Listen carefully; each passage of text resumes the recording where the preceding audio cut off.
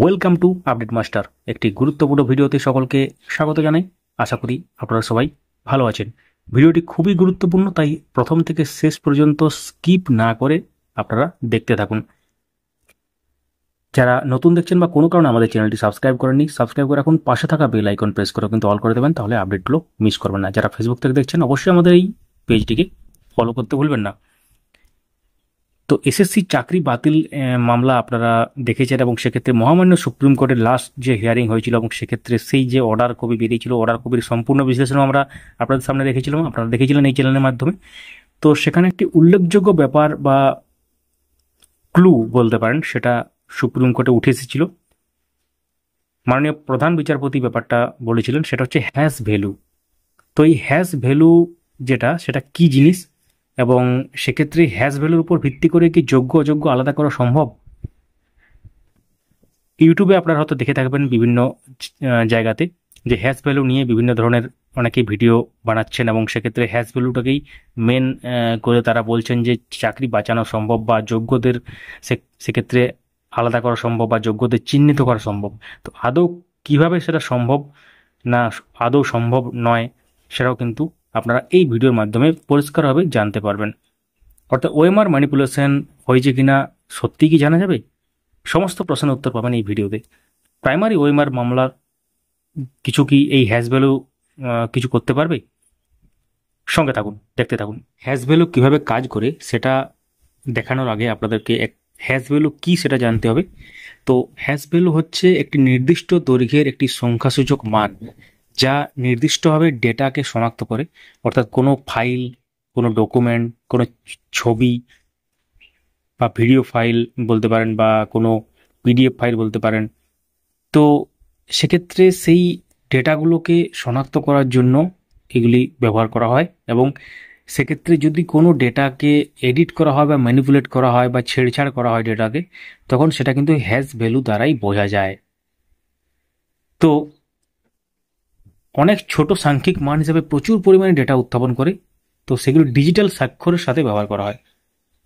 তো এখন তাহলে প্র্যাকটিক্যালভাবে দেখা যাক যে হ্যাশ ভ্যালু কীভাবে আপনারা দেখবেন, বা হ্যাশ ভ্যালু চেঞ্জ হয়েছে কিনা বুঝবেন কি করে।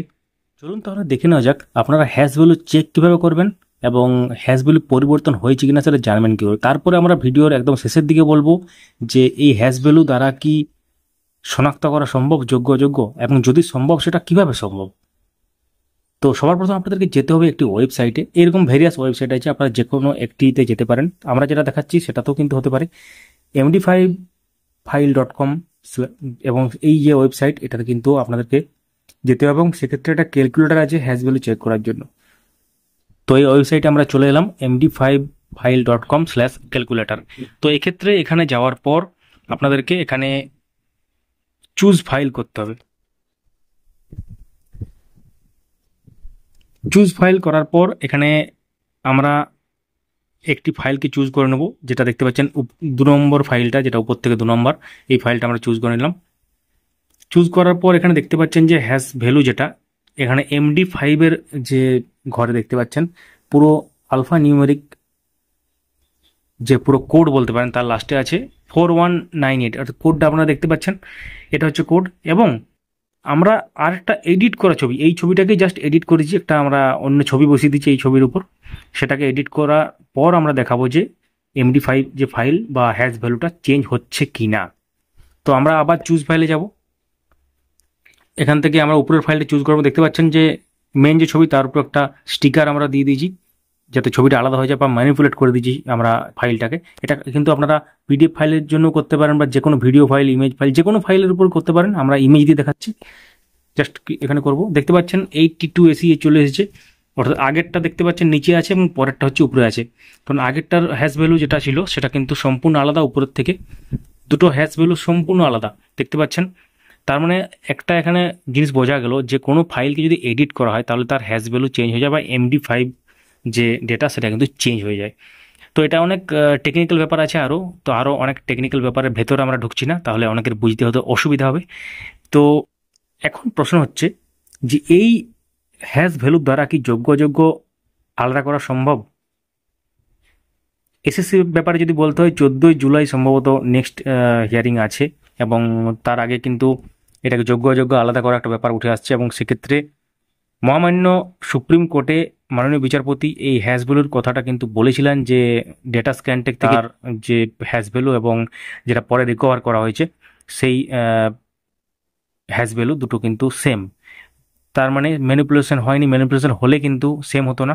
তো এখন বক্তব্য হচ্ছে হ্যাশ ভ্যালু তখনই কার্যকর এইসব ব্যাপারের ক্ষেত্রে যদি মেন কপি বা মাদার কপি থাকে, অর্থাৎ ম্যানিপুলেট করা কপি যদি শুধু থাকে তাহলে তো হ্যাশ ভ্যালু কোনো কাজের না, কারণ সেক্ষেত্রে তুলনা আপনি কার সাথে করবেন। মেন মাদার কপি যদি থাকে তবেই কিন্তু হ্যাশ ভ্যালু কার্যকর। তাহলে এসএসসির ক্ষেত্রে যদি মেন মাদার কপি থেকে থাকে এবং তারপরে উদ্ধার করা কোনো কপি থাকে, সমস্ত টোটাল যে ওএমআর সেগুলো থাকে, তাহলেই কিন্তু সম্ভব এগুলো আলাদা করা। তাহলে শুধুমাত্র একটা কপি উদ্ধার হওয়া কপি যদি থাকে তাহলে কিন্তু হ্যাশ ভ্যালুর দ্বারা কোনোভাবেই কিন্তু এটা সম্ভাবনা নির্ধারণ করা, কারণ আপনি তুলনা কার সাথে করবেন। আমরা যেমন এখানে দুটো ইমেজের সাথে তুলনা করলাম, কেন মেন ইমেজ এবং তার সাথে এডিট করা ইমেজ দুটোকে তুলনা করলাম, দেখলাম হ্যাশ ভ্যালু চেঞ্জ করে হয়ে গেছে, আমরা এডিট করেছি বলে চেঞ্জ হয়েছে। যদি এডিট না করা হতো হ্যাশ ভ্যালু সেম থাকতো। আপনাদেরকে দেখিয়ে দিচ্ছি একবার, তাও আমরা সেম ইমেজটা জাস্ট একবার আপলোড করি। দেখতে পাচ্ছেন 1 নম্বর এবং 3 নম্বর, 1 নম্বর যা আছে এবং 3 নম্বরে কিন্তু তাই আছে। যদি আমরা এডিট করি তাহলে কিন্তু মাঝেরটা যেটা একটু আগে আমরা দেখালাম তা আলাদা হচ্ছে। তাহলে মেন কপি আমাদের কাছে আছে বলে আমরা এটা পাচ্ছি আপনাদেরকে দেখাতে এবং জিনিসটা বোঝাতে। আশা করি বুঝতে পারছেন। তাই অনেকেই আমাদেরকে মেসেজ করছিলেন, দাদা হ্যাশ ভ্যালুটা ভালো করে বুঝিয়ে দিন, এবং হ্যাশ ভ্যালু দ্বারা কি সত্যিই যোগ্য অযোগ্য আলাদা করা সম্ভব। তো এটা ক্লারিফিকেশন আপনারা পেয়ে গেছেন হয়তো। অবশ্যই কমেন্ট একটা লিখে যাবেন যে আপনারা বুঝতে পারলেন কিনা পুরো ব্যাপারটা, এবং হ্যাশ ভ্যালু দ্বারা সত্যি কি আলাদা করা সম্ভব কিনা, কেন সম্ভব, কিভাবে সম্ভব, এবং কোন পরিস্থিতিতে সম্ভব সেটাও কিন্তু বুঝতে পারলেন। অর্থাৎ প্রাইমারি ওএমআর মামলার ক্ষেত্রে আপনারা যদি দেখে থাকেন তো ওএমআর অরিজিনাল ওএমআরই তো নেই, তাহলে হ্যাশ ভ্যালুটা কীভাবে কাজে লাগবে। অরিজিনাল ওএমআর যদি থাকতো এবং পরবর্তী ক্ষেত্রে যদি উদ্ধার হয় ওএমআর, পরবর্তী ক্ষেত্রে বর্তমান দিনের যদি ওএমআর যেগুলো স্টোর আছে বা কোথাও উদ্ধার করা হয়েছে সেই ওএমআর সাথে তুলনা করা যেত। এখন নতুন যে ওএমআর বা রিকভার করা ওএমআর যদি মানে কার সাথে আপনি তুলনা করবেন, সেটা হচ্ছে ব্যাপার। তো আই হোপ কি পুরো ব্যাপারটা আপনারা বুঝতে পেরেছেন।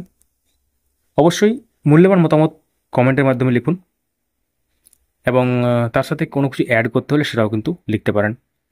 অবশ্যই ভিডিওটি লাইক করবেন এবং সবার সাথে শেয়ার করবেন, আপনাদের যারা পরিচিত আছে এবং বিভিন্ন জায়গাতে যারা জানতে চায় তাদের ক্ষেত্রেও কিন্তু আপনারা শেয়ার করতে পারেন, তাদের জন্যও। ফেসবুক, টেলিগ্রাম এবং আদার্স যে সোশ্যাল মিডিয়ার লিঙ্ক সেগুলো ডেসক্রিপশনে দেওয়া আছে, সেগুলো আপনারা চাইলে জয়েন করতে পারেন। এবং যারা ইন সার্ভিস টিচার আছেন প্রাইমারি ক্ষেত্রে, মিউচুয়াল ট্রান্সফারে আমরা একটি গ্রুপ খুলেছি অনেকদিন আগে, 2000+ মেম্বার আছেন, এখনও ক্রমাগত বাড়ছে সেটা। ইনস্ট্যান্ট অ্যাপ্রুভাল আছে, অর্থাৎ আপনি যদি পোস্ট করেন অবশ্যই খুব সম্ভবত 1-2 মিনিটের মধ্যেই আমরা সেটা অ্যাপ্রুভ করার চেষ্টা করি। তো সেখানে কিন্তু আপনারা জয়েন হতে পারেন। সমস্ত রকম লিঙ্ক ডেসক্রিপশনে দেওয়া থাকবে। কোনো যদি লিঙ্ক খুলতে অসুবিধা হয় বা কোনো প্রবলেম হয় অবশ্যই কমেন্টে লিখুন, আমরা সাহায্য করবো আপনাদেরকে। Thank you so much for watching. বিভিন্ন ধরনের ডেলি আপডেটের জন্য আমাদের সঙ্গে যুক্ত থাকুন, চ্যানেলটিকে সাবস্ক্রাইব করে এবং পাশে থাকা বেল আইকন প্রেস করে অল করে দেবেন। এবং যারা ফেসবুক থেকে দেখছেন অবশ্যই আমাদেরকে ফলো করতে ভুলবেন না।